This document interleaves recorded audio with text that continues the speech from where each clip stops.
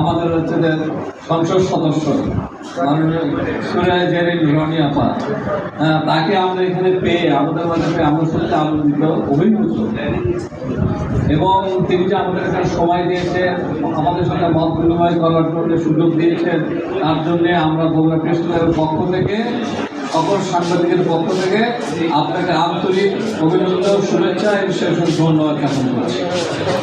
আশা করি আগামীতেও আপনি আমাদের সাথে এই ধরনের মত বিনিময় করার সুযোগ একটু দেবেন, আমরা বিশ্বাস করি সেটা।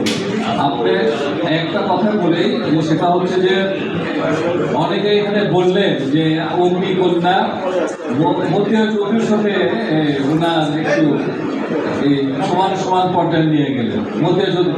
আমি মতিয়া চৌধুরীর সাথে তার আমি সমতুল্য ভাবতে চাই না, কারণ মতিয়া চৌধুরী যার পিঠের চামড়া তুলে এই আপনার ডুবটিকে বাংলাদেশে জুতা বানাতে, সেই দলেরই আবার উনি আবার রাজনীতি করেছেন আর কি। এই যে চাকরিটা মতিয়া চৌধুরীর মধ্যে ছিল। ইনশাল্লাহ আমাদের রনি আপা ওনার যে আদর্শ নিয়ে উনি গড়ে উঠেছেন, সেই আদর্শ নিয়ে উনি সারা জীবন রাজনীতি করে দেবেন, এটা আমাদের বিশ্বাস। এই জন্য তার সাথে আমি তুলনা করি। উনি রনি আপায় উনি আমাদের সংগ্রামী নেতা, বগুড়া জেলার একজন মহিলা নেত্রী, সারা বাংলাদেশে উনি একজন গৌরব প্রতিনিধি, একটা ভালো আদর্শ রাজনৈতিক দল, জাতীয় দলের উনি একজন প্রতিনিধিত্ব করেন। সেই দলেরই উনি এখন মহৎ কর্মী হয়ে উনি আজীবন রাজনীতি করেছেন, এই বিশ্বাস হতো। রাজনীতি করার অর্থ হচ্ছে যে ক্ষমতায় যাওয়ার আগে রাজনীতিবিদদের একটাই মুখ্য একটা বক্তব্য থাকে যে আমরা ক্ষমতায় গেলে জনগণের কল্যাণে কাজ করব। সেই প্রতিশ্রুতিতে ওনারা কিন্তু ক্ষমতাতে গিয়েছে।